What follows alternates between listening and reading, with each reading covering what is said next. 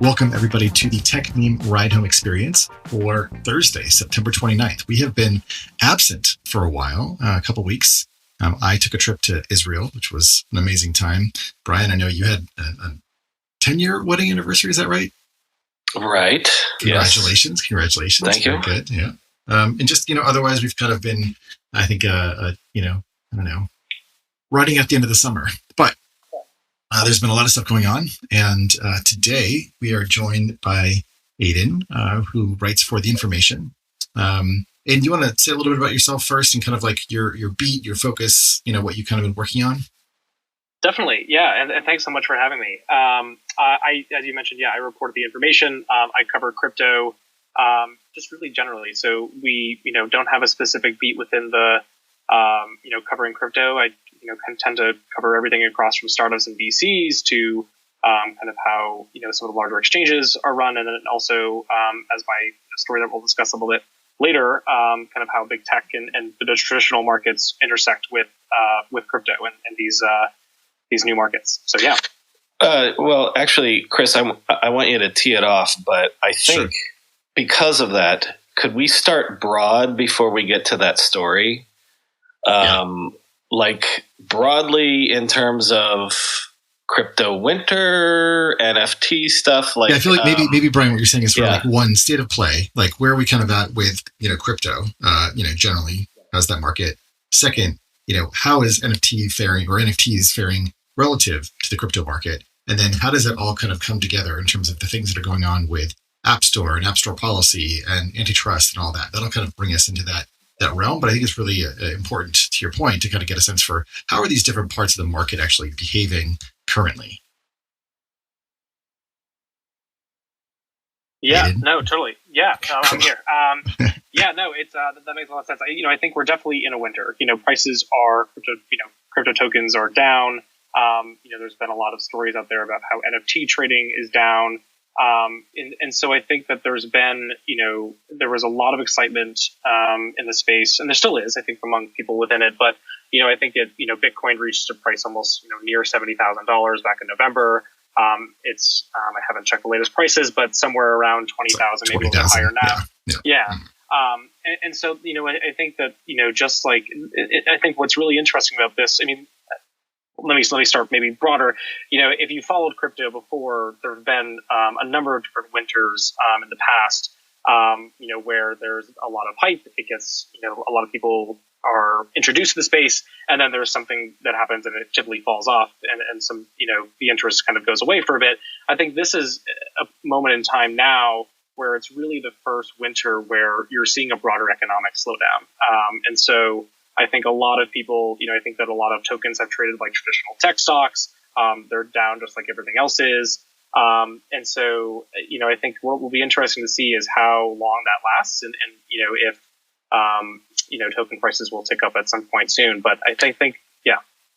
Yeah, it's interesting. I've actually been doing the show long enough, almost 5 years, that I kind of covered the tail end of the first winter, where almost the first year that I did the show, we didn't talk about crypto very much, but I had been involved in some crypto projects before that. So I can remember like the sort of ICO boom, and then things went away. But what's interesting to me right now, let's pick the NFT space specifically, because like lots of people have made the analogy that what crypto is at this point is trading exactly like the NASDAQ or exactly like a tech stock. Right. But that's a separate thing, because you could argue that, in the last crypto winter, Bitcoin went down to 5,000 or 4,000 or something. But NFTs as a specific sort of lens into the crypto, the most recent crypto bubble,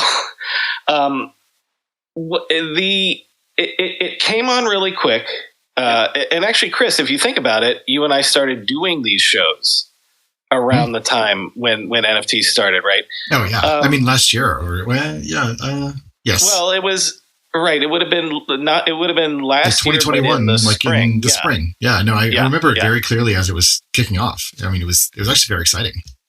So it felt like that was like if I'm sorry, I know I'm going long here, but the narrative was, okay, there's this new renaissance where we had a winter, and then there's these new use cases for crypto and these new markets and these new things like that.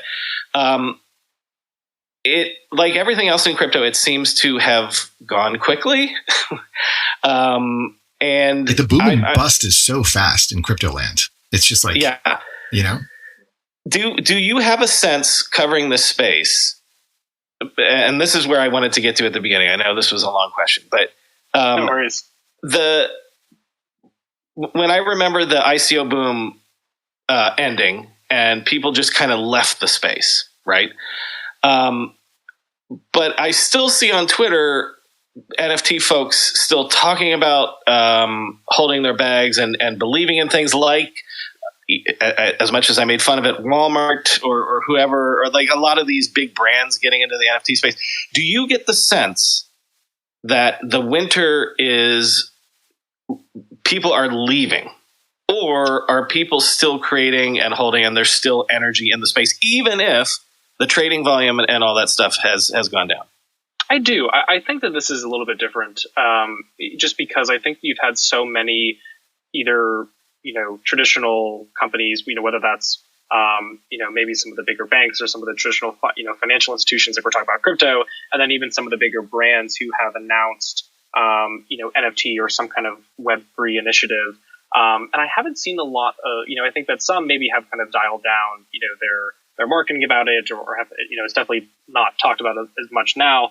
But I think you've had, I think a lot of traditional companies or financial firms that have made inroads into crypto and Web3. And I think I haven't seen a huge, maybe it just hasn't happened yet, but I haven't seen a huge departure from that. I think that a lot of these firms have invested, a lot of time and money and efforts into kind of, whether it's NFTs or whether it's, looking at, I don't know, starting some digital assets division if you're, a private equity firm like, or any of the kind of asset managers, Apollo, they announced they're doing a digital assets division. Goldman Sachs has even kind of been touting some of their crypto initiatives. And so I think that there's definitely been a slowdown in terms of the hype, but I think that, I haven't seen a huge, mass exodus maybe of the brands and companies that have really gotten into NFTs or have gotten into crypto. And I've said before, Chris, I'll let you go in a second, but I've said before that at least from what I see on the investing space, the investing into crypto and even NFT and even especially marketplaces has not slowed down at all.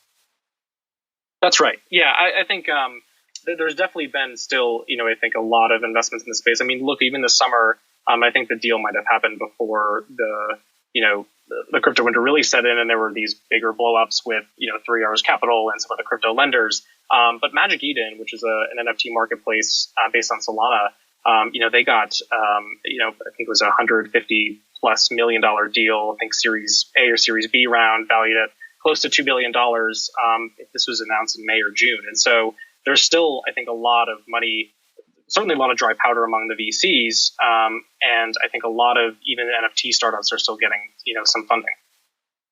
I guess one question, from your vantage point, is the degree to which there might be a level of sophistication that might be setting in. And I think one of the things that is useful for us to do is to differentiate between kind of some of the underlying technologies that are still very promising, very exciting, and that warrant that level of investment versus some of the earlier applications and use cases, which were, pretty accessible, but as a result of their accessibility also drove just a ton of, both, froth and excitement, but also scams and, people like losing their money, et cetera. I think what I'm trying to sort of, and I think this will sort of tee us up for the next part of the conversation, is to think about this, kind of like a lot of the froth that occurred, was people excited sort of, about either making money, blowing their stimulus checks on these new asset classes. All that money kind of went away. These are unsophisticated, folks. So there's that half of the market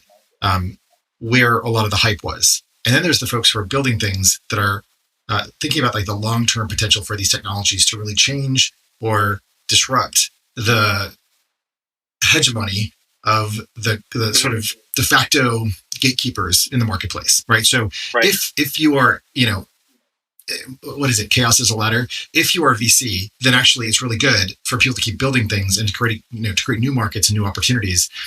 Whereas stagnation, especially when it comes to, the big kind of tech incumbents, is actually bad for you. They make everything more expensive. And so oxygenating the marketplace provides more opportunities for the startups that VCs tend to invest in to actually grow and then have their own exits and their own success. So I'm curious to what degree you're seeing that level of maturation in the marketplace actually occur, or if we're still kind of in very, very early innings and we still got several years to go before we're seeing the real kind of, whether it's industrial or marketplace applications of this stuff. Yeah, that's a good question. I think it is still early innings for a lot of this. I mean, I think, crypto's been around since, 2008 was when the Bitcoin white paper came out. I think that the payments aspect of it, I think, is maturing faster, but NFTs, I think is something that really, as you mentioned before, really only sprung up last year. They've been around for a little bit longer, but I think the popularity of it really only increased, to an extent where the general public was really viewing this and interested in it last year. And so I think it really is just very, very early for that. I mean, I think that probably the easiest, my crystal ball works as probably as well as yours to kind of look at how some of these things will look going forward. But, I think the easiest application to think about going forward is something like gaming, where, you have, NFTs that you can, that you can use, in multiple different games that are open source or decentralized. So hold on, let me pause you there, because that's, and I don't mean to interrupt you, but I think it's one of those use cases that is brought up a lot, and it feels more speculative than real. Yeah. In other words, are there major game platforms, that are working on that type of interoperability, and where you could take a skin from Fortnite, into Call of Duty or something, let's say. It feels like those use cases are easy to imagine, but they haven't materialized because maybe they don't actually make sense, in a marketplace perspective. That's totally right. They have not materialized yet, I don't think. And I think that one of the biggest complaints about blockchain gaming right now is that just they're not very good games. And I think people haven't really, enjoyed playing them, or they're too complicated to understand. And so I do think it really is early innings for that. I think there hasn't been a game that, has really, taken off. I think people talk about things like Axie Infinity, but I don't think it's taken off to the extent, that, companies like, Activision or like this, not Microsoft or some of the bigger game developers are really investing a lot of their time in. I mean, Microsoft even said that they're, I think shutting down or not pursuing the NFT initiatives that they had, potentially said before. And so I think that I don't think we really have seen a game yet where that application is, but I agree that it's something that's usually, said that this could, maybe this could work, but we haven't seen it yet. So I have one more question on this, and then we'll get into I think the second half of the story, and we'll bring Art up. I guess the other thing that I'm curious, and again, maybe this is too much, crystal balling, but to what degree does the kind of art application of NFTs stand to persist? I guess is it something that, because of the alignment of artificial scarcity and, digital art, which previously was very hard to, you could monetize it, and there were attempts to control it through DRM and, watermarking and stuff like that. There's an elegance to to applying NFT technology to art. But again, it sort of feels like this facile, ready-made use case. Obviously, it took many years to discover and to come to for crypto. But that long term, we may look back on that period, as kind of trying to think of good technology that was revolutionary for 5 seconds, and then was oh, that was actually not that interesting. You know what I mean? Where do we think that there's actually a lot more growth? Maybe this is my question. A lot more growth to be had in selling specifically types of digital artwork as NFTs in the broader marketplace beyond the whatever it's I think OpenSea had between 1 and 5 million users. Obviously, that's a very small subset of the overall internet user base. So what do you think about that in terms of where the market's at? I think what a lot of people who tout NFTs as this real potential use case going forward, it's less about the actual NFT itself, and I think more about building a community and some kind of membership. And I think that's to some extent that makes sense. I think if you need some kind of token or an NFT to be part of some club where there are some benefits that are, not just owning, a line of code that is associated with a JPEG image, that I could see that. Again, I don't know if we're at the point where that is so widespread or wide scale that is, something that everyone is kind of clamoring for. But, I think that's the reason why there are these, collections of NFTs. I think, Bored Ape is trying to do a lot of this, obviously like it's so, expensive for anybody to really get in there. But I think that's really, the application where there's got to be something connected to it. I don't think on its own, because anybody can put anything, in code as a JPEG and say that this is, one of a kind NFT, but it really doesn't have any value. I think unless there's some kind of, cultural something else or something. Yeah, exactly. Yeah. Exactly. Mm-hmm. Being part of some group or some shared experience, or some membership club where, there's an interest beyond just the actual physical, single token.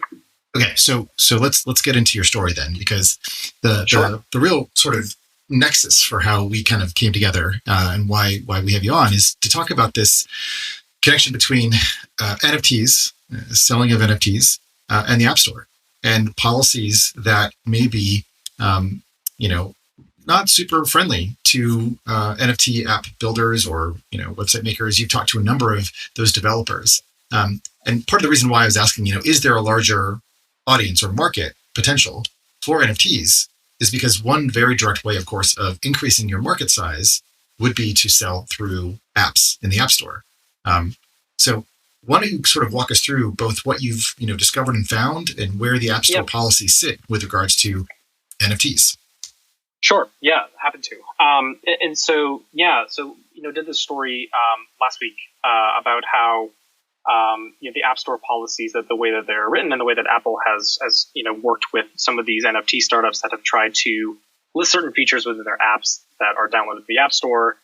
Apple is insisting that NFTs fall under its in-app purchases policies. So, if you're not familiar with kind of the ongoing case between Epic Games and Apple, it has to do with the in-app purchases, where Apple is trying to take up to a 30%, or they insist that they take up to a 30% fee on transactions that are done through in-app purchases. And it often, for any kind of digital goods, or something like Kindle ebooks, or like in the case of Fortnite, like if you're buying skins or like in-game tokens, that has to be done through in-app purchases. And so what? And let me clarify this, because I think it's interesting. Like, you can go on the Amazon app right now and buy toilet paper, and you don't have to give 30% to Apple. But if you go on the Audible app, and maybe they cut out Audible as a carve out, because they carved out like Netflix. No, you can't actually on Audible. So a better example would be to go to Roblox and buy toilet paper in Roblox, and you have to pay 30% on that. Yeah, exactly. It's digital goods, not physical. So, if I'm on Amazon and I want to buy toilet paper, because I'm out, I can do that without any kind of 30% fee. But if I want to go buy an ebook on the Kindle app, that can't be done within the app, because Amazon has said, no, Apple's going to charge us a 30% fee on this, so you have to go elsewhere to buy that. And so that's the case with NFTs. And Apple has been insisting that, NFTs are digital goods. It's going to be subject to this 30% fee. Why that doesn't exactly work for a lot of these startups is, for example, these marketplaces, OpenSea and Magic Eden. They're not, a lot of the time, they're not selling those NFTs directly. They're facilitating secondary sales. So peer-to-peer transactions. I'm selling my NFT to Chris, and I'm going to use, Chris found that via OpenSea. And what OpenSea is going to do is they're going to help facilitate that transaction. We'll connect our wallets. They'll take care of the transaction. They'll take a cut. I think they do a 2.5% fee. And then, I'll sell my NFT to Chris. Why the 30% fee doesn't work is that Apple is insisting that it wants to, and this is what it's told startups, like the NFT startups that I spoke to for the story, they want to take 30% of the entire transaction. So if I'm selling, and I'll back up to NFTs are sold typically in denominations of crypto. But let's just use fiat for now for an example to kind of show why this doesn't work. If I want to sell an NFT to Chris for $100, Apple's insisting that it should get $30 of that. But what doesn't work is that it wants to take that $30 from OpenSea. And so what would happen is that OpenSea would have to essentially lose money on every single purchase of an NFT through the app, which is why a lot of these companies don't even bother. That's so interesting. Sorry, Brian. I just that conceptually, like if another way to maybe visualize this or imagine this and why this is in some ways like so egregious and yet where these two models are really in conflict is exactly as you said. So OpenSea is just providing kind of like a veneer or sort of a marketplace front end to, the blockchain, right? So they're sitting in between these things and they are facilitating transactions. However, and it's a little bit confusing, I think, for the end user to sort of understand how their fee works and all the rest.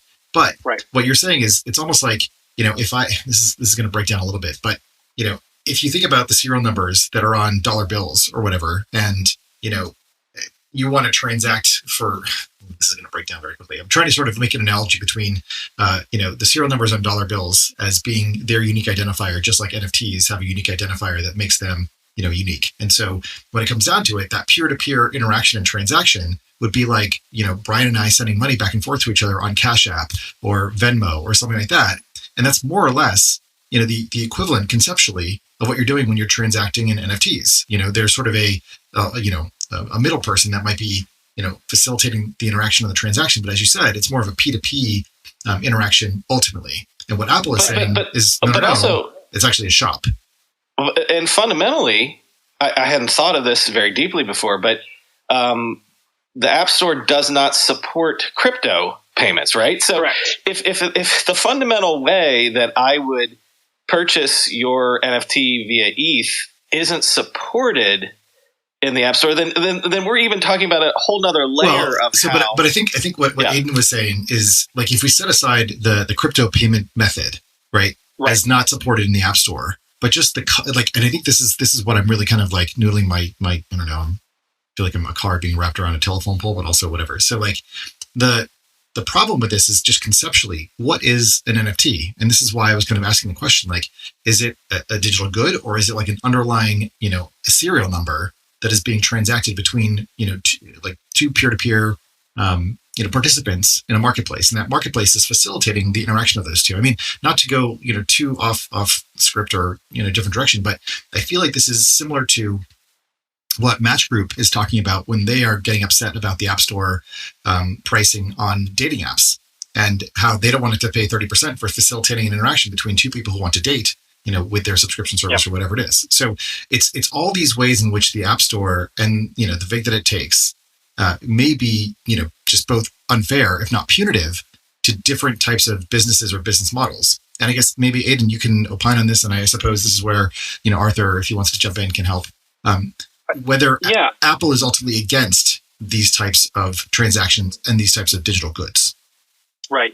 I think that's a good question. I think it's honestly don't have the direct answer. They might, be very opposed to NFTs. They might not be. I don't think that this is a specific carve out for NFTs. Based on, the interviews I did with some of these startups and the people who have worked with Apple. I think it's really just a broad policy, and they're not thinking maybe a lot about some of the different exceptions to this. Because like you said, it applies to Tinder, where or some of the dating apps where they're charging more and they're existing. You do it through in-app purchases if you're buying a subscription within the app. I don't know if they're thinking a lot about the blockchain aspect of this and the fact that these are peer-to-peer transactions of digital goods. As they see it, that. The economics of it don't really make sense if you really kind of step back and think about it. Yeah, I guess I do want to bring up Brian's point about I don't know, Brian, if you have tried to buy a book on Audible, but Spotify just launched their Audible or their audiobooks solution, they take the same approach. I've been a subscriber for a long time, so they just changed that. I think in the last year, if you're a longtime subscriber. You now have to buy, but you have to buy an in-app currency, which then it's almost like a token. Yeah, that's right. It's like a token, or basically like an in-game currency, right? So if you think about it from that perspective, it's much easier to wrap your mind around kind of how Apple sees this and how they're trying to apply this blanket policy to any digital good, whatever that might be, right? So it's a digital media object that's instantiated, in software, and if you're going to buy it through the App Store, then Apple gets their 30%. they don't really care about the underlying technology that enables it or the fact that it's transmissible kind of, through the blockchain, through any different type of marketplace. So that's right. a complication that they're just like, we don't really care. Like, as we see it, it's a digital good. So therefore we get our 30% cut. Hey, so can I jump in real quick? Arthur, yes. Please introduce yourself. Yes. Yeah, sorry. My name is Arthur Sabintsev. I am representing, I guess, two entities right now. So the reason I'm on the call is I provided some of the quotes and information to Aiden because in a past life, I was an iOS engineer in Mac for 12 years or so. And I, on the side, run a one-man consultancy literally called the iOS Consultant, where all I do is App Store policy consulting because no one else does it. And as you all are discussing, there's obviously a need here depending on the type of app that you're trying to build. So, at least once or twice a week, I consult with random companies around the world dealing with specific App Store policy issues. And some of the ones I've been coming across recently are in the crypto space.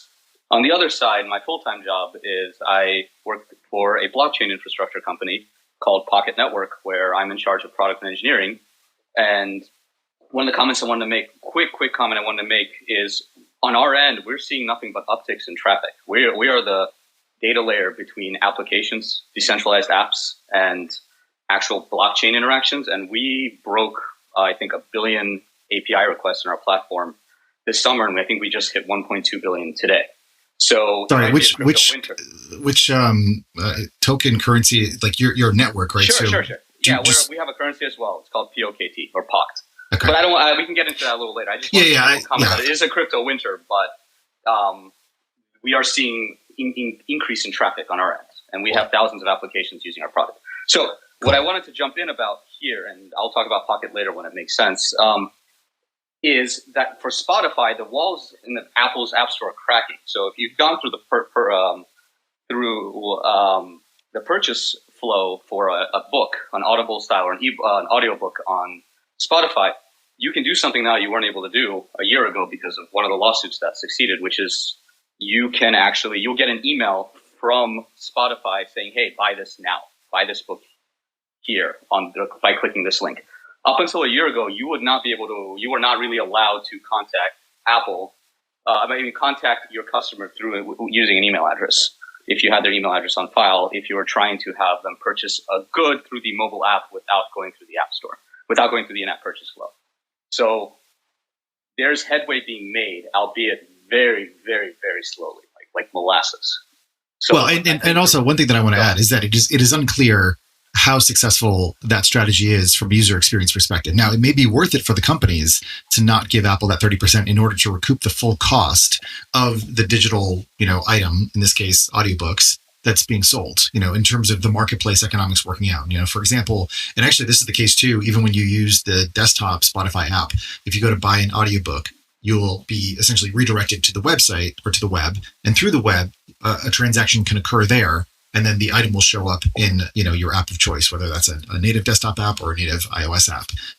There's obviously, it's a huge amount of friction.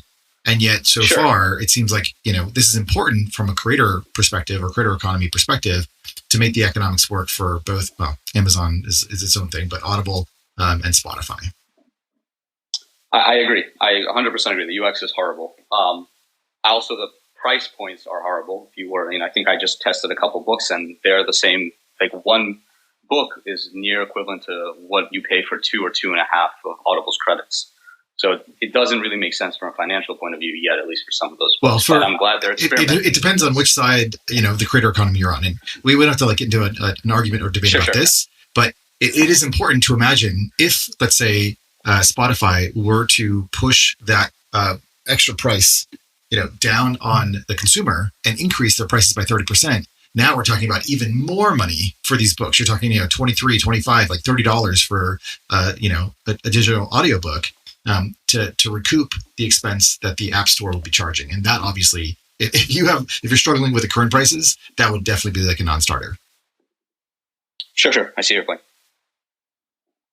So, Arthur, maybe you can speak a little bit more to some of these apps that you've been consulting with. Obviously, you don't have to name names or anything like that, but in terms of their approach and what they're experiencing and what the conversation is like with Apple, can you identify any of the things that Apple is looking at specifically that, they're not fans of, that they see that, there's transactions and they're like, oh, no, you can't do that? Or, is it just like, look, you've got NFTs, you want to sell them, we're going to take 30%, that's the deal? So in general, when people come to me for any, there's like 2 or 3 specific problems that people come to me for. One, that's always they can't get their app in the store. That's usually the premise. So these are people who've already spent the money to build a project, but are getting that last mile is killing them. And it's either 1 month or upwards of the call I even had this morning was a year of them trying to get an app in the store. Wow. Mm-hmm. Yeah, but that was a crypto company, but it was an exchange. It wasn't even an NFT company. So it was a completely different story. Yeah. So it's getting in the store. The question is, a lot of these products are targeting a smaller user base. So how do you get your app if you don't target the entire world? So that's one question. The other question is, how do I get into the store without paying Apple the 30% cut? That is the most common question. There's traditionally only a couple answers, really. It's a rational question, but it's just, it is their store. So right. So in my mind, having worked, and again, I've never worked for Apple. I've never worked with the review team. I think the information that I usually give out is the following. When you're dealing with Apple, especially a customer service or an App Store reviewer, the way to view the world is as follows. The App Store is effective. The App Store review guidelines, which essentially explain what you can and cannot do, are a Bible. And the App Store reviewers are essentially the most zealous priests in the world that will not stray beyond the word that's written on the guidelines. So when you're dealing with them, what you're trying to do is effectively find a way to work within their religion. And their religion seems to be, get me my 30%, and then we'll be friends. So the question becomes, what do these companies do? For NFT companies, there is not much I can do. A lot of the information I gave to Aiden is what I've seen myself, is you have to build a credit system, like a gamified credit system around the actual in-app purchase, and then use the engineers on your end would build a dynamic pricing mechanism to buy all these items for those credits. So the way I like to think about it is, sometimes if you play a mobile game, they have flash sales for like new customers or for 24 hours where they dynamically reprice, or on the back end, they'll reprice certain in-app purchases they'll dynamically reprice certain items to be equivalent to a different amount of credit. That you can do on the back end, because the purchase, the place at which you do the transaction is at the credit level, not at the item level. So that's the way you have to think about NFTs. NFTs are effectively, in Apple's case, digital goods or digital knickknacks that you purchase with the credits, and Apple gets its cut on the credits. There's no other way around it. Let me bring in Aiden, and in your reporting, is this something that you've seen a lot of these other NFT startups, app builders considering? Are they willing to do that, or is that where this really breaks down for them, just because from an economic perspective, either it's not advantaged enough, or it doesn't actually make their business model work? I think so in my reporting, one other startup talked about a similar model where they're going to have in-app tokens, or rather in-app currencies. I think when you bring in token, it's a little bit different, but yeah, in-app currencies that you pay from the company. And then I think the way Arthur described to me when we were chatting before, is the way to think about this is, let's say that you want to buy, you want to buy crypto or NFTs from Coinbase. You do that, you connect a wallet, you buy it, they take care of a lot of the back-end solution. This kind of in-app currency solution to, being able to sell NFTs within an app is kind of the same thing with just one extra layer, where you're buying the tokens from the startup, or these in-app currencies rather, and then, you can use those to then buy NFTs, and that work is also done on the back end by the company. Hold on, let me pause you there. I just want to clarify, because obviously, tokens often are. Well, it's complicated, but I think this bears clarification, which is that obviously tokens typically are thought of, as sort of crypto tokens. I guess what I want to clarify with you is whether these are just in-app, fungible tokens, essentially, that are non-unique, obviously not on the blockchain, but that are a layer kind of just exactly as Audible and Spotify have approached this with their audiobooks. Essentially, you buy the in-app currency, essentially they're tokens that are held in a kind of digital escrow at the company. And when you want to spend it, you spend from that, collection of your tokens. But those tokens are not necessarily redeemable for cash or able to be, transferred or converted into other crypto.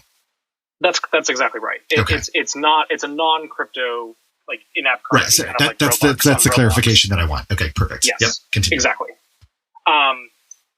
So that's, I think, where, some startups have looked at this. I think others just don't really see the need for it. I think at this point, I think anybody who wants an NFT or wants to be part of this, I think, can go and do that.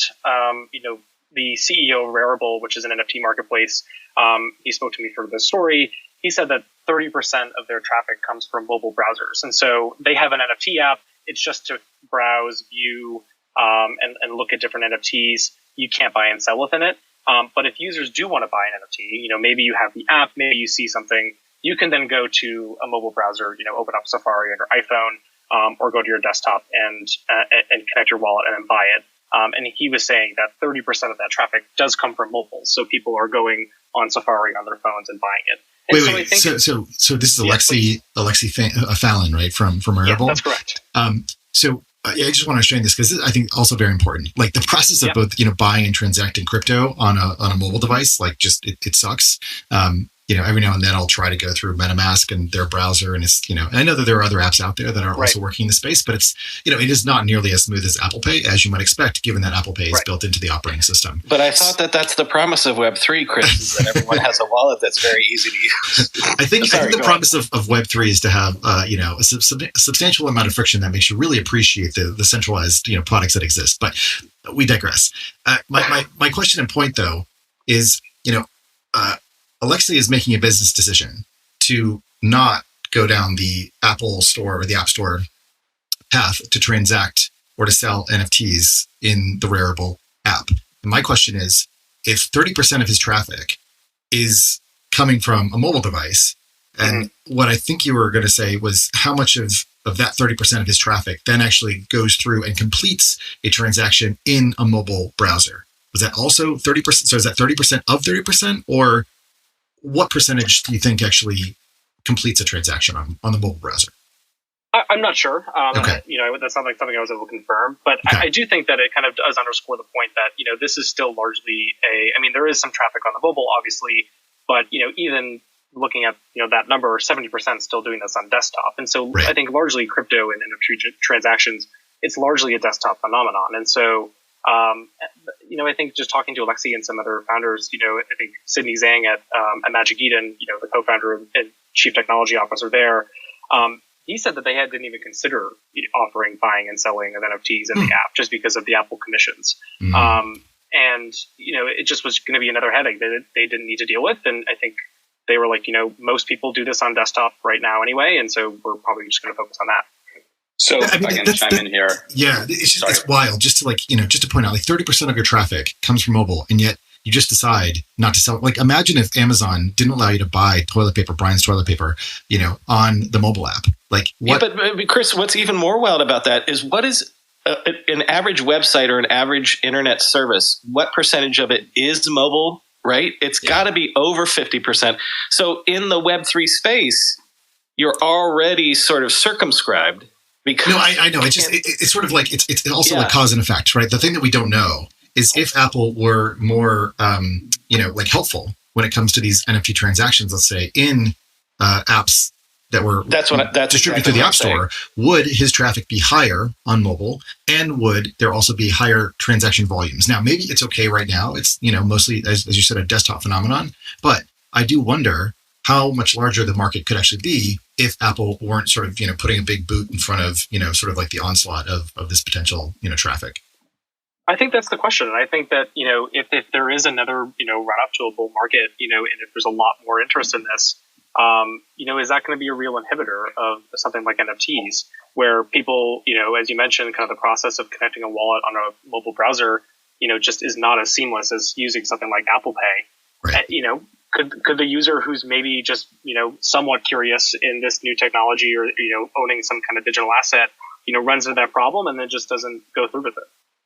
Yeah. Arthur, you wanted to jump in here. Yeah. So I think you were all kind of hinting at it, but you didn't say it. The only real way to be successful in the mobile space as an NFT company is to build a wallet. And the only company that's done it is Coinbase. Coinbase has their Coinbase wallet. They have a browser built into it. You can go to nft.coinbase.com from that wallet, and then it will link up, I'm pretty sure, with the Coinbase wallet app, just like other apps link up with, just like when you try to do a purchase within the MetaMask browser, which is like the catch-all browser. Wait, what about like Glow and like other apps? How are those not the same thing? Which one is Glow? I'm sorry. It's fine. It's hard for me to imagine that Coinbase is the only one. I think there's Glow, there's MetaMask. I'm sure there are others. But okay. No. I'm saying Coinbase. Coinbase is an exchange in a set with its own NFT platform, right? Got it. So okay. What we're saying here is if Magic Eden or OpenSea had built a wallet and then built a browser in there rather than a native mobile experience, they would have a browser-based mobile experience, which is what MetaMask offers. That right? So you become wallet companies, but that you need to stand up a different engineering team to take care of that, and I don't think anyone really wants to do that. I don't know if the ROI in that is big enough, because that goes back to the original question. Yeah, I mean, like what's wild is you almost like end up having to reinvent, and maybe this is Apple's point, but almost like have to reinvent the whole artifice of the App Store in order to essentially transact with yourself through an app that you release in the App Store, because now you have your own exchange, as well as the platform for distributing or listing NFTs. So it's all kind of like in-house at that point. But, Coinbase is one of the few companies probably that one, has the investment, and two, has the, at least, until recently, enough engineers to build all sides of the marketplace in a way that, could possibly compete. I mean, nonetheless, so one of the, actually, I want to pause for a second, though. I know, Arthur, you're more of an expert on the iOS side of things, but I just want to bring up the other marketplaces, the other app marketplaces that do exist out there. And you did talk to some folks that are, I suppose, maybe publishing into the Google Play Store. And Google, as at least I understand from your reporting, has been a lot more solicitous of, or at least supportive of, or maybe not blocking of NFT apps. Can you speak to that a little bit? Yeah, sure, definitely. I think that people, kind of looking at between Apple and Google, I think just the folks that I spoke to just said that it was much easier to work with Google. I think there was one example where it took maybe months to get an app listed on the App Store with Apple versus a week with Google, and they're just much easier to work with them when it comes to, making changes to the app, having updates, and even that that first listing on the app. I think it's just has been much easier with Google. I do think, though, it is important to point out, that both do have, these in-app purchases. And so, Google does also take up to a 30% fee. But from, just the startups that I spoke to, it was just much easier to work with Google compared to Apple. Well, and I've said 1,000 times, I don't understand why Google doesn't do things that Apple won't do just to differentiate themselves, which is kind of where the spirit of this question is going to come from. This discussion has made me realize, oh my God, look at how far or how big the crypto space is. And yet there is no native support on any of the mobile platforms, in the sense that what would just go with this thought experiment with me. What if tomorrow Android had its own native wallet, or Apple? This will never happen. It seems like this is an impossibility. But if Apple had an event and they said, by the way, we're going to support crypto natively with our own wallet, with all this stuff, we're going to integrate blockchain, blah, blah, blah, blah, blah. Right. The fact that seems impossible has made me realize, oh my God, look at where we are, and that's not happened. And then that hasn't happened, and because it's probably not going to happen, isn't that why we are where we are? Well, I think potentially the problem there is how, just going down that line of thought, I'm sorry to interrupt, is sure, you could definitely do that, and you could definitely store the keys in the secure enclave, which is probably what would end up happening is. But one of the initial issues is, which derivation mechanism are you going to use to generate your keys? There's a lot that exist. How are you going to be able to recover it if you lose your iPhone, right? You could do it through iCloud if you turn that on, but what if you change to Android and this and that? You'd have to have some standards in place, and not really in place yet to do this like they are with other protocols, right? There's the whole thing about blockchains is they're all protocols. No one has really won out. There's obviously some clear winners at the moment, if you were to look at things either by market cap or by usage or by volume or by total volume locked. Right. And if somebody picked one of the protocols, that would be picking a winner. That would be exactly crazy. Yeah. Well, so I think it's more waiting it out a little bit because two quick it's things. so wild. One, I pinned a tweet to the Solana like mobile phone, which is called Saga, and might be, Brian, sort of directionally what you're talking about. But I also brought up, I think it's Nick, although your display name is gotyou.eth. You pointed out something in a reply that I thought was pretty interesting. Do you want to just share what you noticed, or maybe you had this experience yourself? Yeah, sure. So actually, first introduce yourself. Introduce yourself. Yeah, sure. So I'm Nick. I'm the co-founder of Basement. And basically, we're building tools for developers to get data off chain. And now we're building this little app, which is basically Etherscan, but on mobile, so usable for normal people, not just developers. And yesterday we tried to submit our app to TestFlight. And I got into this huge fight with App Store Review because they said, look, a user can view their own wallet. So basically you're displaying previously bought content. And you have to have an in-app purchase for that. So I brought up this reader guideline, look, newspapers can do this, everyone can do this, wallets can do this, why can't we do it? And they said, we don't really care what you think about the reader app guideline. You're not a reader app. Make it available to the App Store. Got it. Okay, so the question there is, because I haven't heard of this one yet, right? Because there's all these other apps that... Yeah, I pinned the tweet that Nick shared with us, so you can take a look at that. Yeah, I'll take a look. So yeah, you want me to read out loud so everyone? Yeah. Go ahead, verbatim. All right. So for Nick, it says from the App Store review team. Hello, thank you for your response. Regardless of whether you consider your app to be a reader app or not, if it is allowing users to view or access previously purchased NFTs, then it is considered to be allowing access to previously purchased digital content, and as such, this content must be offered within the app via in-app purchases. Otherwise, access to this digital content must be removed from the app. Once the appropriate revisions have been made, please resubmit your revised binary for review. So that begs the question, what else are you doing in there? Because there are apps like Zerion and, but hell, even Coinbase and MetaMask and all the other wallets, Rainbow, they let you view your NFTs. Yeah. Some of them do it in a beautiful fashion. So what else do you have in there that is having Apple peak, or do you have something else in there that they're considering to be digital goods? Yeah, so I actually went back and forth with them, and they sent me a screenshot of the specific screen that was a problem, and it was follow your own wallet, and they considered that to be sort of an account. And then I brought up Rainbow, Zerion, OpenSea, Rarible. They all allow you to add your own wallet to see what's happening there. Yep. And actually they got back to me with you're going to get all of them kicked out of the store. App so we can start an investigation to that. And I was like, no. Yeah. So really weird. I'll just jump in too. I think that, one of, maybe what this highlights a little bit, is something that I did hear from some folks that I spoke to that, maybe, I'm not sure if it ended up in the final story, but, there is some inconsistency among who, you work with. And so if you submit an app, you might be dealing with a worker at Apple, that's different than another NFT startup that's maybe similar to your product or your business. And there might be different ways that they are dealing with that and interpreting some of these policies. And I think one of the things I just want to point out too is, from my understanding, and based on the conversations that I had, there's not a specific policy about NFTs. It's how Apple and its employees are interpreting the policies that they have for digital goods. And so the experience of working with one employee who's reviewing an app might be different than someone else.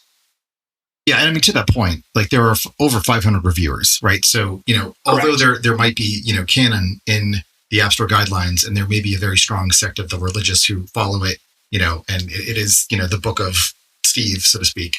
I mean, there is still going to be some variation in interpretation based on, maybe the familiarity of the reviewer or based on, how they're feeling that day and what have you. But it is very interesting. And I think this is the slippery slope, and why that sort of, the canon of the App Store guidelines is so important. Is because with, 2 million, some large number of multi-millions of apps in the App Store, as, Arthur, your business is helping people to, one, sort of interpret, and then two, kind of work around or work with those guidelines to be able to get their apps into the store. So the consistency is very important. And I think what Nick is bringing up is it raises an incredibly interesting and complex question, because if I can follow my own, profile in one of these NFT viewer apps, and that suddenly turns that app into viewing digital content, which I could have bought through the App Store, then that means that whole swath of apps that are similar will have to be rejected. And that's, I think, where this tension and the rubber really meets the road. Okay, we've got to come to a close here. I guess, Aidan, any parting thoughts or any sort of like next steps, what you're expecting? Do you think this is going to bubble up in terms of a broader conversation and question about NFTs in the App Store and crypto in general? Is that sort of like what's happening here? Or do you think this is just kind of like, is there something new and something we should be watching for in the coming weeks and months? I really don't know. Go ahead. Arthur, do you want to go first? No, you first. I just don't think we know. I think a lot of it is, I think, as I mentioned before, and as we talked about, a lot of this is still very much early innings. I do think, though, kind of thinking about Apple and even Google, if this space continues to, have the same, level of hype or excitement from people, I think it totally makes sense for, them to maybe look at how they can get into it and how they can make money from it. I think that's one thing. And the other thing I just want to mention too, I think, maybe going back to Brian, your kind of question about, how to think about maybe some of these, why hasn't this happened yet, or why aren't Apple and Google, paving the way for some of these things, is that I think a lot of this goes kind of maybe, against what Apple has always stood for. I mean, they started as this really closed system and really kind of touting that. And this maybe goes against what they, are all about, and kind of having their own hardware and their closed software and all that. And so, it just kind of maybe ending with a question mark about what's coming next. But, I'm not sure. I think we'll have to wait and see.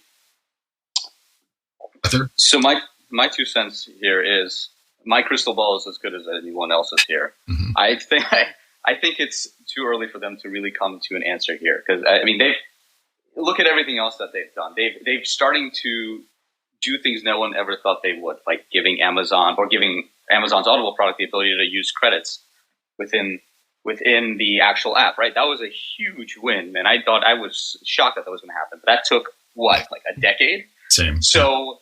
Yeah, the other thing is they helped develop the USB-C, standard, but they haven't really been using it on their flagship device yet. Obviously, I'm assuming they're just trying to milk it as much as they can until I think the European law is now in place. Yes. So the last thing here is there's standards have not been and no standard has won yet. If you were to ask me, from my experience, based on all the information I have from the dashboards and data that we have at Pocket Network, I think Ethereum's going to win. I think because it has the virtual machine, the EVM, and there's a lot of things that work with EVMs. Like Avalanche, for instance, is a blockchain network that is really big, has a really fast finality, meaning the transactions complete under a second. And they have a smart contract chain that works, called the C chain, that works with Ethereum. It's portable. Things are interoperable. There are other projects that are doing the same thing. All of the interesting stuff going on is on layer 2s and on which are on EVMs or EVMs themselves. So if we were to go back to what is Apple going to do, I think they're just waiting for things to shake out. And if I am reading the tea leaves the right way, I personally believe that Ethereum or EVMs are going to win. And then it's just, what are the standards, the UX standards about generating a wallet keys and whatever else? What are the ones that are going to win out, and what is going to be the proper way to move forward?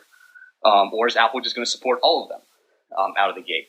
I don't know, but I think that is still, I think it'll be decided this decade. I just don't think it's going to be the first half of the decade. Cool. Thank you. Brian? Yes. So we need to shift topics before we close the show, but let's go in reverse order real quick.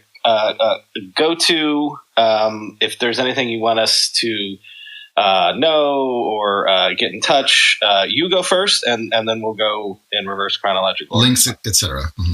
Links, yes. And go-to's not there. So then, Arthur, how about you? Sure. I work for a Web3 decentralized company known as Pocket Network. We offer decentralized blockchain access. We have 27,000 nodes.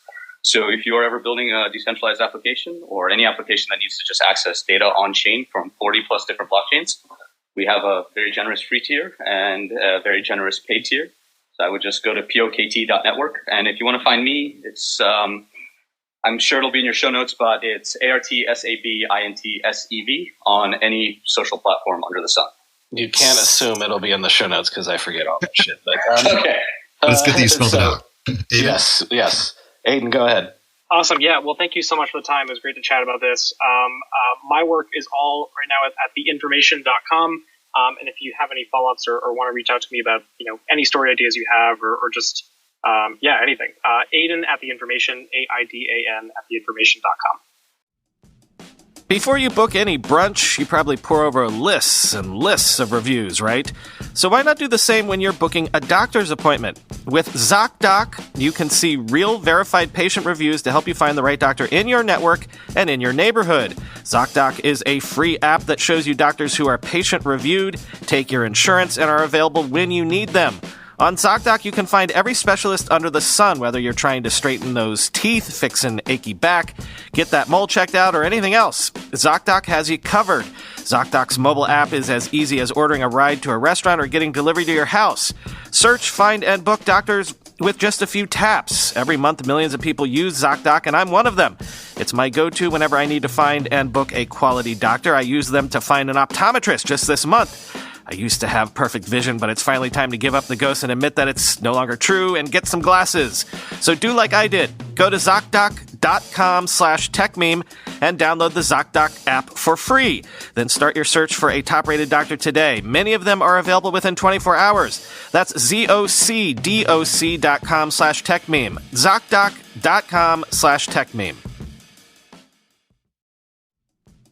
Earn your master's in IT from the prestigious University of Cincinnati's School of IT.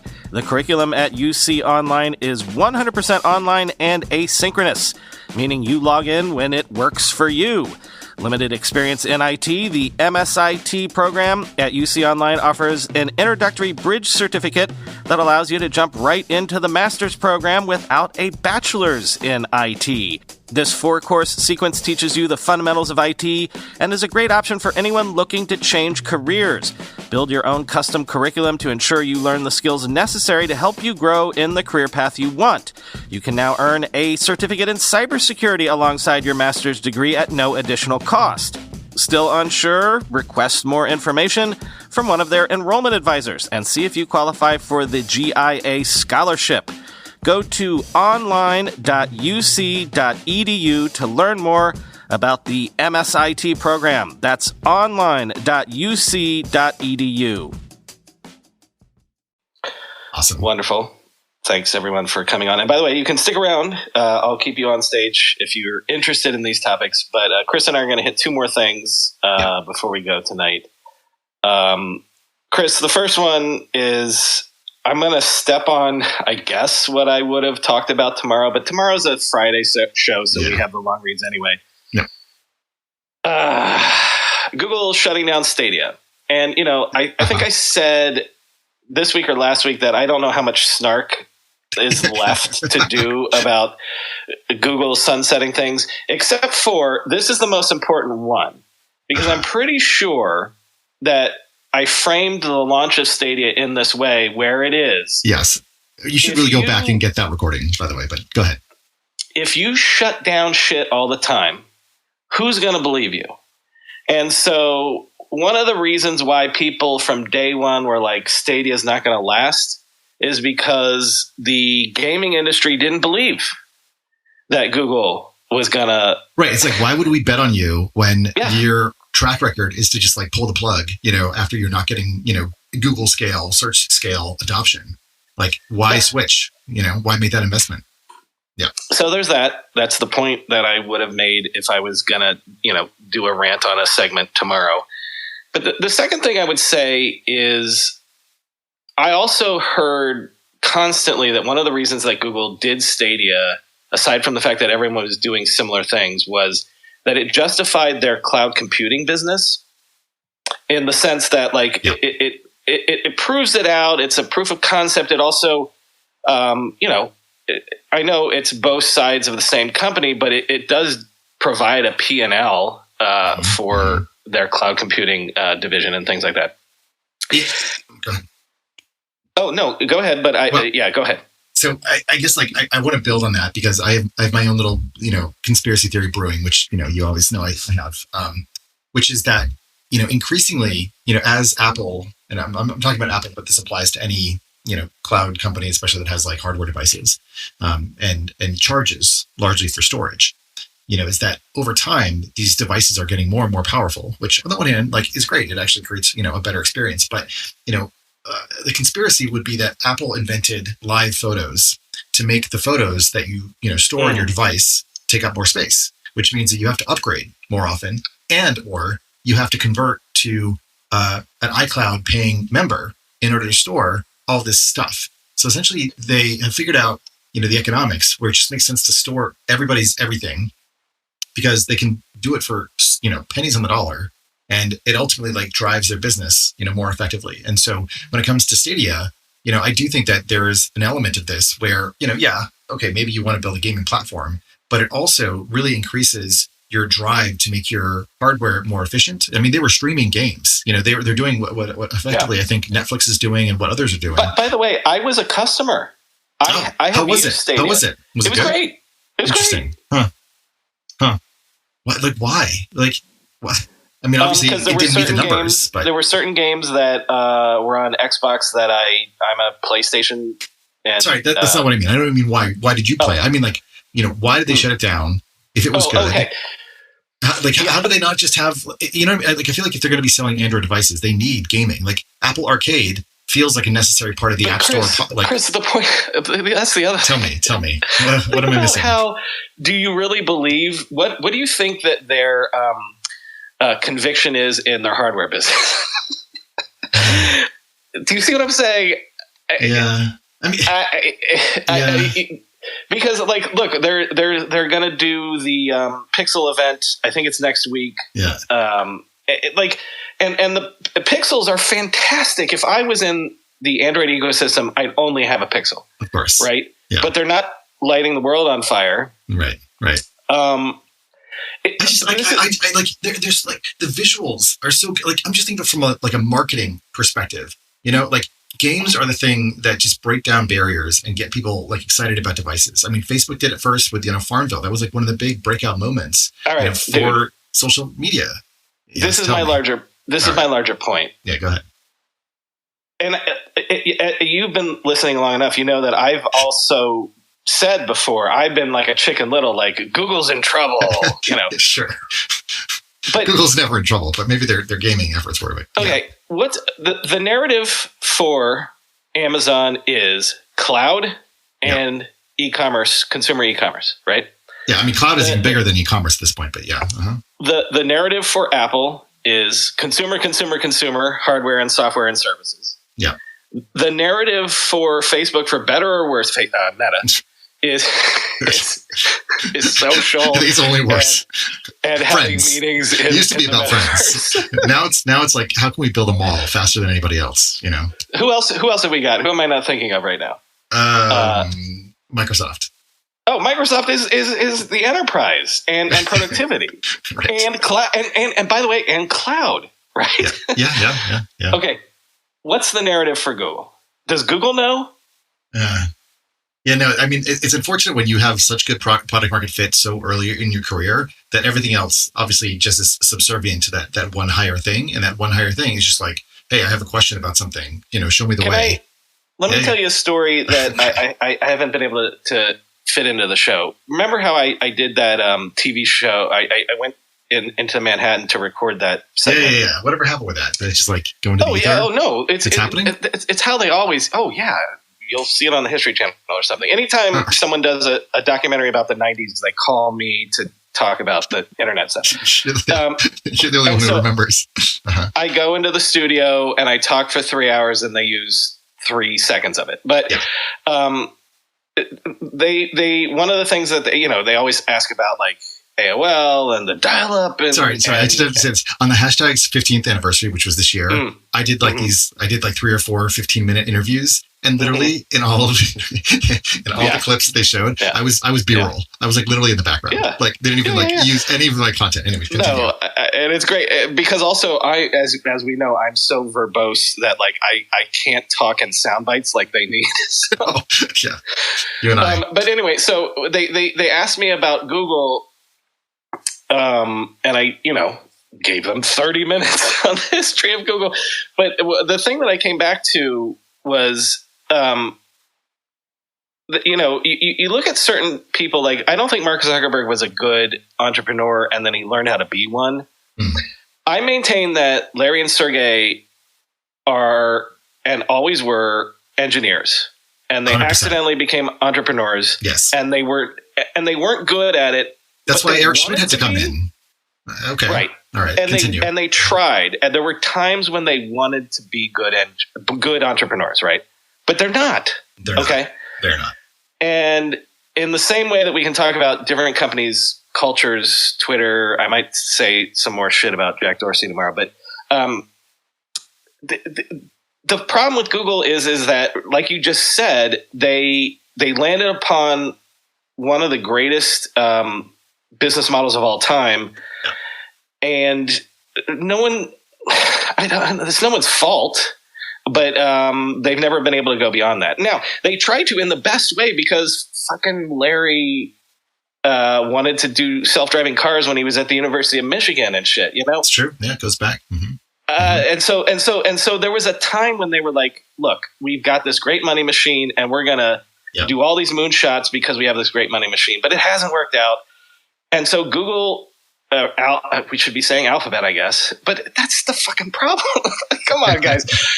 Okay, my point is, and as I said, I've been hearing people be bearish on Alphabet for years, and it's never really panned out. But I still maintain that I don't know what Alphabet's mission statement is right now. I don't know, and I don't know that anyone there knows. And it may not even matter. It might not. Some of these companies are so successful. Hey, listen. Mm-hmm. There is start kicking off dividends. Like you don't have to be a growth stock forever. Mm. But I don't know. Like, I guess I wonder like one in this market, in this economy, and also with the expectation of growth, whether or not and this happened to Meta recently, where they started they lost, that growth narrative, and now the stock is like totally off. So in terms of the ability to attract new talent and to hire people and get them in and, reward them with, equity or, stock I think grants. That ship has sailed for some of these companies. That's kind of where my thinking is come around to recently. But go on, finish your point. No, well, I mean, it might be. I guess my question is, or my point is that, like, for these big tech companies, that one sort of metric and rubric, like growth at all costs, and infinite growth forever, is the thing that, continues to motivate and drive everybody. So even if they do 1,000, million bets or whatever, and, none of them really pay off, as long as in general, they continue to grow and hire more people. And I mean, Amazon has 1 million people working for it now. Like, it's just like, it's insane. That is the organizing function of these, massive organizations now, and that they can't take their foot off the gas, or else, they sort of like, lose momentum, they lose speed, they lose direction, they lose focus. So to your point, it's sort of, actually, think about a lot of the companies from like the 2000s that had these grandiose, abstract, gobbledygook mission statements, that didn't mean anything. There was but that Google set the template for that. And that's another thing that I said on the TV thing. You're saying that Google didn't have a mission statement that was clear? Oh, it was clear, but grandiose. You said grandiose. No, I'm saying like Accenture style, kind of like bringing the world better, clarity through. Don't be evil, and organizing the world's information and making it useful, universally accessible is grandiose. Okay, well, I'm saying something a little bit different, which is just that it feels like some of these companies reach a certain scale of success. I mean, I guess I'm thinking about like Bosch or something. They make anything from like, I don't know, military equipment to like washing machines or something. Like, they just kind of like have. I've been rewatching Michael Clayton recently, and so the U North video where it's like U North. Right. I don't know if people know that movie, but anyway, yeah. a company that is changing the world by killing people with their weed killer or something. Right. Or like Nokia or something. Anyways, like it does feel like companies get to a certain, scale and size, and then they become more amorphous, like a country or whatever. And they just have to kind of keep things moving and going. It's the way that we build kind of sports and games. It's like an infinite game. And so Google is engaged in the infinite game of organizing the world's information and trying to index it. And, part of the exhaust of that is that they do have, periodically like pretty good products that come out, like whether it's, YouTube, whether it's Google Maps. I mean, I do think that the services that they provide, what? Yes. No? Yes? Oh, no, they're fantastic. So, I mean, I guess like what I think about, and I don't know that this happened, but I would think that there would be some tech transfer between like what Stadia was doing with, AI or, maybe not computer vision, but like the TPU usage. Because I'm trying to evaluate your original statement about what Stadia was for, which was to justify their cloud ambitions and their investment in all those, basically building their own chips, right? So they have to have a sufficient amount of throughput. Yeah, exactly. To justify that investment. And so gaming is a great place to do that because it's super expensive to run those high intensity games. Also now you're seeing more game-like interactions show up in places like Google Maps. So for example, I think on the show today, you talked about how there's like this flyover view now where, through this simulation that they run, they will show you what areas are likely to be crowded on a certain day that you're traveling or visiting some new city. I mean, that's amazing. But the amount of math that's needed for that is the kind of stuff that you'd expect in video games. So it may be that Stadia ran its course, provided its function. Again, I'm totally speculating, and maybe these teams are completely separated. But to your original point about justifying the expense for cloud computing, gaming is a really, really good foundation for that. Yes, except for the fact that you're going to run away from it. And like that's the knock-on effect. So then do you as an enterprise go to Google Cloud? Do you as an enterprise go to Google Docs? Do you as a user do Google whatever? To finally step on the last thing that I would have used tomorrow is friend of the show Anil Dash tweeted they needed the Stadia name for a new messaging service. But that's the point. That's really good. Two things to wrap. I forgot to make the point that I was going to make about real quick, and I'm going to say this and you don't have to comment unless you want to. Uh-huh. When we started doing these shows, there was a whole bunch of VC energy behind the creator economy. We're old enough to remember that. And then it got upended by Web3 and crypto in the what we now know as the bubble era.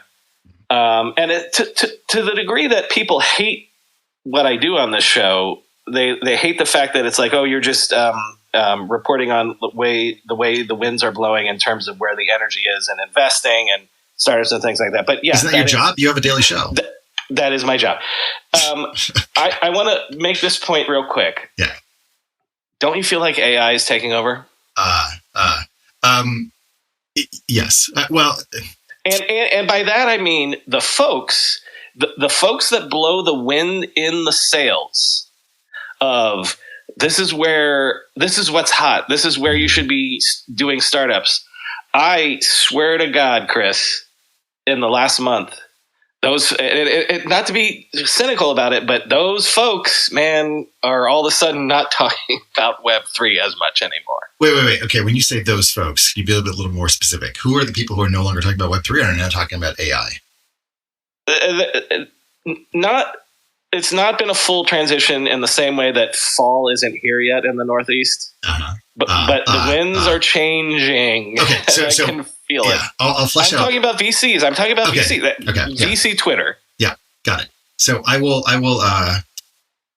support your premise and what you're observing and the tea leaves that, well, maybe the leaves are blowing. They haven't turned into tea just yet. But certainly with OpenAI, putting out, obviously GPT-3 has been out for a while, but now there's a number of novel use cases and applications that are real. They're in the wild, and the training data or just like the models just keep getting better. So, whether it's like GitHub and Autopilot or Copilot rather, writing code for you. I mean, that is an amazing industrial application, especially for developers, right? So that's one very real thing. And can I jump on you real quick? Yeah. People in the Web3 space would be like, well, you said people that are skeptical of our space would be like, well, there's no real use case yet. There's no real use case yet for these things. They're just making pictures and stuff like that, except for the fact that I feel like there's tangible things and startups are being founded right now. Yeah. So let me keep going, because I'm seeing more than what you're seeing, possibly, or at least things that are in this realm. Yes. And I agree with you. Like, I think that so a couple things happen here. First, there's just the VC industry is very sort of fashion driven. Like, whatever the thing that is fashionable, that the big company or the Andreessen Horowitzes or whatever are investing in, suddenly they're very excited, right? So Clubhouse, I think, probably started the whole craze in the creator economy. $400 million or whatever it was, like some $1 billion valuation. Let's go chase and hunt some unicorns. Cool. And now we're like, oh, actually, the creator economy really doesn't pay that well. And, there's a few people making some money, but it's, power law distribution. And so therefore, it's never going to work out. Let's go, do Web3 stuff. Because now we're going to create new gatekeepers that we control and that we own. And we're going to have, 90% board seats or whatever. And then, the crypto thing, winter is here. Okay, let's screw that. Let's go to something else. Oh, now it's like AI art. Now, this is actually very interesting for a number of reasons. And we had was it Jack on the show from Adobe, talking about Midjourney, talking about DALL-E, talking about a number of those platforms. Like, the use of those applications. I mean, we started out with Deep Dream several years ago, which was actually a Google project, and that got us to think differently about computer vision, because now we're starting to see how the AI is actually interpreting the world. I need to share tomorrow on a long read. There's an article that I sent you that's like 10 years ago. The transition to the modern AI era happened, and there's like a nice sort of history of how we got to here, which is very important. But just like with crypto, right? I mean, everything happened 10 years ago, and then now it's happening all at once. So all of these kind of strands are coming together, and they're forming into something that I think is going to be completely transformational. And absolutely, people have been talking about this for a long time, but it takes a long time for people to build things that are tangible and that help people to understand what the reality of this is. So, for example, today, Meta put out this tool. I think you had it on the show, that allows you to essentially write a sentence just like you would with Midjourney or DALL-E or whatever, and generate art. This is now generating movies. So you just tell it what you want, and essentially it synthesizes all of the keyframes, that it creates. I mean, it's not a very good movie, but nonetheless, it's good enough that it's passable. And from a human perception perspective, it gets by. And this, it is terrifying, because, last week, we also had the first case where someone copyrighted AI generated artwork. Now, granted, there was some transformation involved or whatever. And so the Copyright Office has said, look, we're not going to give copyright to an artificial intelligence algorithm, but if you take that work and then you modify it, or you add some, interpretation to it or something, that's cool. That's copyrightable. Well, think about what that is going to do to the stock art industry. This is something that I believe Getty Images has just said that they're not going to allow AI art to be sold. All of these things have been on the show. Okay, so I'm just synthesizing what you've been saying, and trying to put that together to say, look, Adobe buying Figma for $20 billion is a significant look at the future of creativity. And yet we don't even know what's going to happen when you can take something like what Facebook launched today for creating videos and movies, and you apply that to the app space. Why can't I launch Figma and pull up sort of a Siri style interface and tell it what the screen is that I want it to design, and then actually program it for me? Why do I have to do that work? We have the patterns. The App Store is this amazing database of all these different variations and permutations of the types of apps that could exist that could be automatically written by software.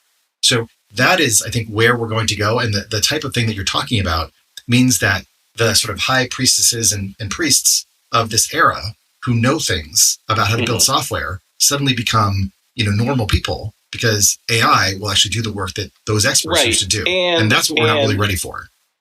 As I think we've said recently, or maybe the last time we actually did a space. Like the idea is, and this might not bear out, but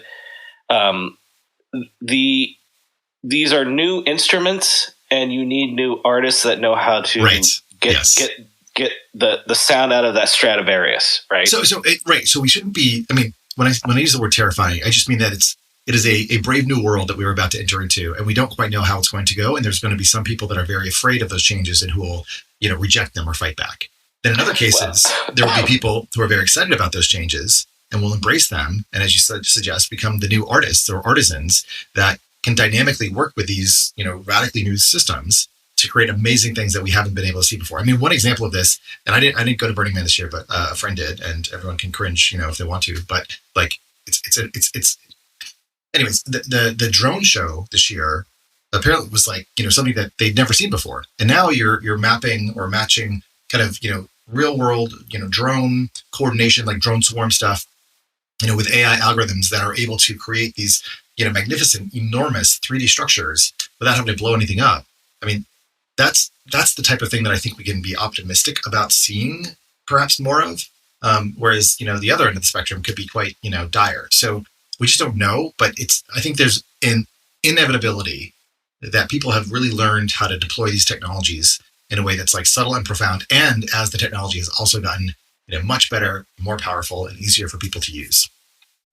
Are you familiar with Cathie Wood and her firm ARK Invest? You need to check out Cathie Wood's new ARK Venture Fund then, exclusively on the Titan Investing app. Led by the iconic Cathie Wood, ARK Venture is one of the first venture capital funds accessible to accredited and non-accredited investors alike. That means you can invest in ARK's big bets in both the public and private markets with as little as $500. Previously, you needed substantial wealth and connections to be able to access these types of funds, but now everyday investors can access the ARK Venture Fund through Titan. To be absolutely clear, this is truly a game changer in the wealth management space. So how do you get involved? It's super simple. You sign up for the Titan app, deposit money, and purchase shares in the ARK Venture Fund. If you haven't heard of Titan yet, you're missing out. Titan is a place where you can have your money actively managed in diversified income-generating asset classes like private credit and private real estate, and also where you can access exclusive investment opportunities like ARK Venture. I'd use Titan even if they weren't a partner of the show. It's that awesome. Head to titan.com/ride and you'll get a free $25 investment into one of Titan's portfolios. But you must go to titan.com/ride or you will not get the $25 bonus investment and they won't know that we sent you. One last time, that's a free $25 investment into Titan's flagship portfolio when you go to titan.com/ride and invest in the ARK Venture Fund exclusively on Titan. This is a paid partnership with Titan, and at the time of this recording, I am not yet invested in Titan's strategies. It's even worse than we thought. Forget about your options being in the money. Most of us can't even see the money anymore. Now, it's easy to get emotional about your dwindling 401k, but if there's one thing we know from tech, it's that disruption always brings opportunity. And for me, this is a once-in-a-decade opportunity to truly be an early adopter. That's why I'm up 20.6% on a brilliant investment I made with Masterworks. What they're doing is revolutionary. They let you invest in multi-million-dollar paintings for a fraction of the cost. Think about it. I own a piece of a Basquiat. I own a piece of one of my all-time favorite artists, Gerhard Richter. So even with all of this noise around inflation, I'm sleeping like a baby, because the last time inflation was this high, fine art appreciated more than gold and real estate at an incredible 33% yearly. And this ain't cherry-picking data. To date, Masterworks has sold 6 paintings with an average net return of 29% to investors. Early adopters are rushing into the Masterworks platform, offerings are selling out in minutes, and there's a wait list. But Masterworks is giving my listeners priority access to skip the wait list. Just go to masterworks.com/ride. That's masterworks.com/ride. See important Regulation A disclosures at masterworks.com/CD. That's masterworks.com/ride. There's a prepper VC that I know that is like, we're on the cusp of 3 or 4 different things that could completely upend society. And any one of them, I don't know what it means, but in this particular case, to bring it back to my original point of bringing up this topic is, I'm not being skeptical, crypto folks, but I am saying that I feel the winds blowing in terms of, if you believe that what the VC Twitter blowing wind in your sails, I think they're changing to AI because they're getting a sense that there's.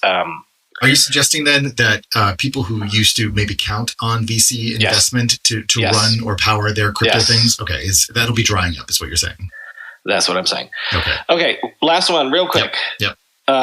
Kindle. Yes. You and I. You don't have a Remarkable 2. I do. But I do, actually. You bought one. I have one, yeah. Mm-hmm. Okay. Well, but you and I have used that especially to share articles. Yes, you share me your notes and your scribbles and all those things, yeah. Yeah. So the new Kindle. The Kindle Scribe. Kindle Scribe is identical size, identical weight.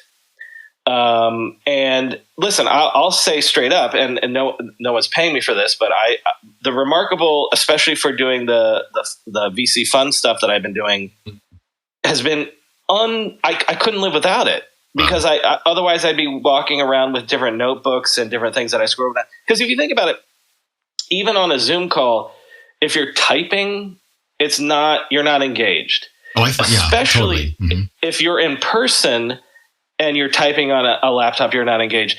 Writing down on a thing, you can still be in the moment with someone and making notes and be like this and that and the other thing. This and that. I couldn't live without my Remarkable. I will say that what I don't like about the Remarkable is that it's not very integrated with things like, Dropbox, the OneNote, things like that. And also, I have put books on the Remarkable, and I've read them. But the fact that now all of a sudden I can put all of my Kindle library on there, it's crazy. So I did pre-order. What are you thinking? I mean, I think this is a broader topic, and I think, we can have this conversation next week. Just is about the degree to which it's almost impossible, it seems, for the tech ecosystem to work properly from a competitive perspective. Because if Amazon is able to put out this Scribe and essentially wipe out Remarkable, Remarkable kind of had two options. Now, I don't know anything about their business or what they're going through, and maybe they have a very strong user base. But how does Remarkable really struggle through this? You know what I mean? Their whole reason for being has just been co-opted by Amazon putting out a competitive product that is only going to get better. That is and doing the one thing that I'm missing from their product. Right. Now, obviously, I don't know how good the Scribe technology will be, and you'll have to report on that for us. And, maybe it'll still be the case that the Remarkable is still remarkable when it comes to making marks. But if it doesn't have that integration with your Kindle library, your book reading library, then that feels like that's a major loss. And so if you want to be writing on the same surface in which you're reading books, which, I know Apple was hoping people would do with their iPads, but I don't know, it hasn't really worked for me in that case. It makes it really hard for a hardware startup, I think, to, succeed, when something like that is just going to come up and eat your lunch. And I've been thinking a lot about that. I guess I'll preview the conversation a little bit, but, about that when it comes to Peloton, and what Apple is doing with Apple Fitness. And also Apple Music, I went for the new AirPods Pro, brilliant, solid upgrade. And wait, how much better is the noise canceling? So I got to imagine for people who are in crowded places like New York, it's got to be amazing. I mean, I'm mostly right now around my home and house, but it definitely, I would say it's at least 15 to 20% better, which is actually significant. It was good before, and now they've improved the algorithm so that it kind of cuts out sharp noises or loud sounds. I got to say, when I grind my coffee in the morning, when I'm listening to, a podcast, now I can actually continue to listen while the grinder is going on. So it's definitely improved in that way. And also, they have a feature that I thought should have been there from the beginning, which is just the swipe to control volume. That's what this is the thing. In the same way, I'm going to say this about the Kindle Scribe is, they're not going to. This is a great device for comic books, but it's not in color. Well, they'll give that to you 2 years from now. That's right. They can give it to you right now. They have Comixology. Like, they have one of the major distribution platforms for digital comics. So, but to the point of what you're saying is the ability to, with your finger, turn down the volume. Yes. Yeah. Anyway, so AirPods Pro, but my point though is actually that when you do the pairing of your AirPods Pro for the first time, with your iPhone, your iOS device, it offers you a 6 months trial of Apple Music. And, like, I'm sure a lot of people already have their music platform of choice, but I was thinking about it from, like a young person's perspective. Like, if I'm, 15 or something and I've, got my new AirPods or something, I may actually sign up for Apple Music in that moment. And that's the thing that's going to essentially hook me for life. So that integration into the operating system is an enormous competitive advantage that just over time kind of gradually squeezes out companies like Spotify in a way that can be, really deleterious to competition. So that's another angle of this that I'm looking at. That's like, if Amazon can come out and, completely undercut the Remarkable, if Apple can come out and undercut Spotify, this rich ecosystem, which, we're always kind of lamenting is not as rich as it could be, I feel like could get a lot worse. If we're not mindful of the way in which these platforms and companies are using their dominance to essentially, take over spaces that are in adjacency to what they're currently doing. Well, to end tonight, I think I've said this before, but I recently switched from Spotify to Apple Music for various reasons. But one of the reasons why I'm probably locked in now is because my Spotify listening profile was killed by having kids, and so I was able to start fresh. And I'm loving the fact that the Apple's new music algorithm is trained on the fact that I love the Jam and I love super furry animals and stuff like that. And like, it's such an unfair advantage. I'm totally with you. I actually, and I don't know if you know this or if I've talked about it before, but I actually had to create a new. So I do subscribe to Spotify Premium, and I have a family account, and so there's 5 of us, and it's all under one plan. And so because there's 4 of us, I created one more additional account because I use Sonos to play back music. I use that 5th account as my sleep music account, because essentially all of my recommendations on Spotify were getting destroyed by listening to so much sleep music. So anyway, so I'm totally with you. And if you were to start a Spotify account fresh, you might find that actually it's quite good and quite delightful. But one last thing that I don't know when this is going to happen. I think this is actually also a very big problem, is that especially Apple is moving towards like hi-fi and high quality streaming, like Dolby Atmos. And actually you had a comment on your show about how Google is developing a new codec that's meant to be essentially like the open source equivalent or something of the Dolby's format, the Atmos format. And that too becomes a form of lock-in, because from a power dynamics perspective, if the AirPods Pro can deliver the Dolby Atmos sound from Apple Music more efficiently than, say, Spotify, and if Spotify never, I don't know when they're going to come out with their Spotify Hi-Fi, it's supposedly in the product, but it hasn't really been out there. And Sonos has it too, because there's all this remastering that's going on behind the scenes to essentially level up the quality of music that's being streamed. That also will become a differentiator for these platforms. It's like what is it? HED. What's the Apple format? HEVC is one of them, and then HEIC is for there's video and So anyway, like all of those proprietary formats, same as it ever was. Same as it ever was. All right, we got to wrap. But good to be back. Yes, I love everybody. I especially love people in Lee County and Charlotte County, Florida right now. My peeps where I grew up. I also, I'm going to give a shout out to, our friends on the right side of history in Russia. I've got some colleagues over there who have had to escape, because of the draft, and it's real. Good. So glad you got out. Yeah. I love everyone. God bless everyone. Chris, it's been a long time since we've spoken. The longest we've done in 2 years. Yeah. All right. But I'm happy to be back. All right, guys. Later. Thanks. Bye.